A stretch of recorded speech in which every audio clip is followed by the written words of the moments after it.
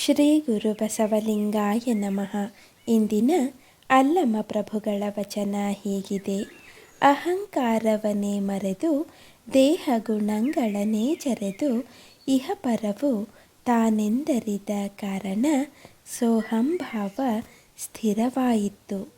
ಸಹಜ ಉದಯದ ನಿಲವಿಂಗೆ ಮಹಾಘನಲಿಂಗದ ಬೆಳಗು ಸ್ವಾಯತ್ತವಾದ ಕಾರಣ ಗುಹೇಶ್ವರ ನಿಮ್ಮ ಶರಣನುಪಮಾತೀತನು. ಈ ವಚನದ ಸಾರ ಹೀಗಿದೆ: ನಾನೇ ಪರಶಿವನೆಂಬ ಭಾವವು ಸ್ಥಿರಗೊಳ್ಳಲು ಅಹಂಕಾರವನ್ನು ಮರೆಯಬೇಕು. ದೇಹಕ್ಕೆ ಸಂಬಂಧಿಸಿದ ಗುಣಗಳ ಅಭಿಮಾನವನ್ನು ತಿರಸ್ಕರಿಸಬೇಕು.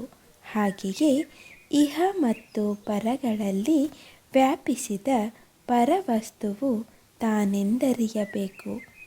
ಈ ರೀತಿಯ ಸಹಜ ಜ್ಞಾನದ ನಿಲುವಿಗೆ ನಿರಂತರ ಬೆಳಗುವ ಮಹಾಘನಲಿಂಗದ ಬೆಳಗು ಬೆರೆತು ಒಂದಾದಾಗ ಸೋಹಂಭಾವವು ಇಲ್ಲವಾಗಿ ಶರಣನು ಉಪಮಾತೀತನೆನಿಸುವನು.